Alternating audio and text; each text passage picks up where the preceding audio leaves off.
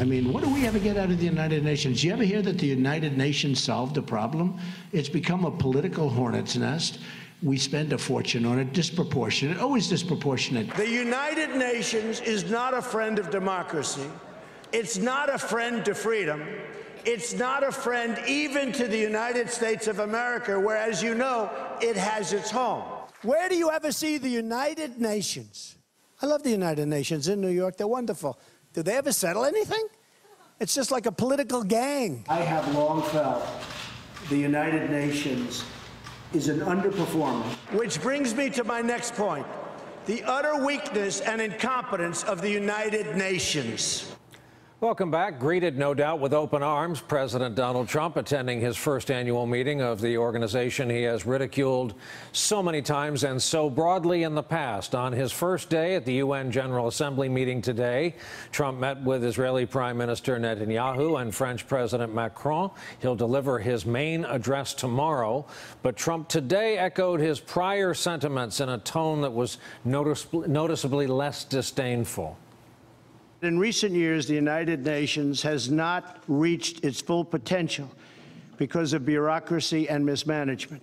We seek a United Nations that regains the trust of the people around the world. In order to achieve this, the United Nations must hold every level of management accountable, protect whistleblowers, and focus on results rather than on process. To honor the people of our nations, we must ensure that no one and no member state shoulders a disproportionate share of the burden.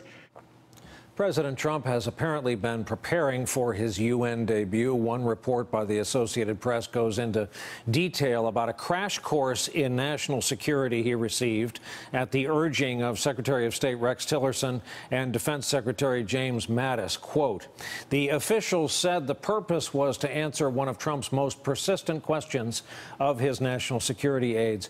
Why does the U.S. government need so many people abroad?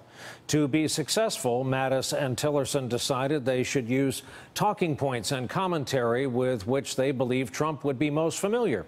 The role that the military, intelligence officers, and diplomats play in making the world safe for American businesses like the Trump Organization to operate and expand abroad. With us tonight, the co-author of that article, Jonathan Lemire, White House reporter for the Associated Press. Michael Crowley is here with us as well, Politico senior foreign affairs correspondent and national security editor. Gentlemen, welcome to you both. Jonathan, was this just short of using emojis, this briefing? So this was in July, and the stated purpose of this meeting was to discuss strategy in Iraq and Afghanistan.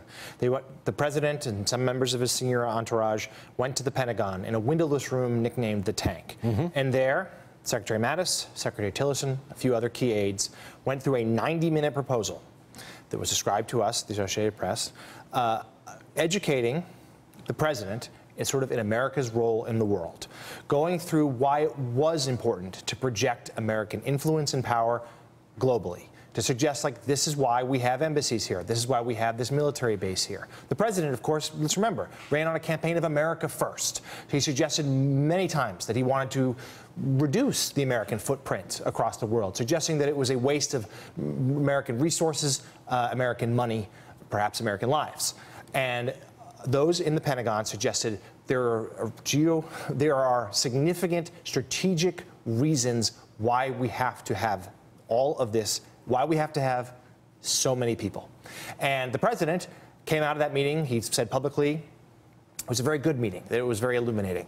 And we have seen, since then, we have seen some of the nationalist forces in his White House, like Steve Bannon, be ejected. We have seen him commit to an Afghanistan strategy that includes a gradual but some troop increase. And we have seen him not, at least not yet, pull back from the world. So I think there are people around other world leaders, people around the globe who've been very nervously watching what this president would do internationally, how he would treat the UN. They now have at least some degree of reassurance that he will stay the course. But of course, we'll find out more tomorrow. So, Michael, what's his greeting going to be like tomorrow? Let's talk tone and tenor and adherence to teleprompter. Well, Brian, you can never know for sure. That is true. You know, I mean, Donald Trump can be handed a speech and you don't know if he's going to read the script. And I keep thinking back to the appearance he made at NATO headquarters in Brussels, I think in May. And it was very important to a number of his key advisors, including the National Security Advisor, H.R. McMaster, and Defense Secretary Jim Mattis, that Trump reaffirm his commitment to Article 5 of the NATO Treaty, which says that an attack on one member will be treated as an attack on any other member. NATO allies were very upset about the fact that he had seemed to question this as a candidate. And when handed a speech with this language, and by the way, aides had previewed, they had sort of celebrated the day before in a leak to the New York Times and maybe other outlets, he's going to say this about Article 5, everybody get excited. And Trump got to that part of the speech and he just didn't read it. He talked about the construction cost of the new headquarters. He complained about the cost of the new headquarters. So you never know. That said, the smoke signals coming from the White House tonight suggest we will get a relatively conventional speech. It's not going to be, so we are getting the sense, a tirade. It's not going to be a blistering denunciation of the UN like we saw in those wonderful flashbacks to the campaign that were so colorful. He's going to talk about the threat from North Korea, which would be very expected. He is going to talk about Iran, which is very much on the radar as there's a key deadline coming up on the Iran nuclear deal. He will, I think, criticize the UN, talk about the need for reform. But at this point, we're not expecting a stem winder. Again, you never know. Hey there, I'm Chris Hayes from MSNBC. Thanks for watching MSNBC on YouTube. If you want to keep up to date with the videos we're putting out, you can click subscribe just below me or click over on this list to see lots of other great videos.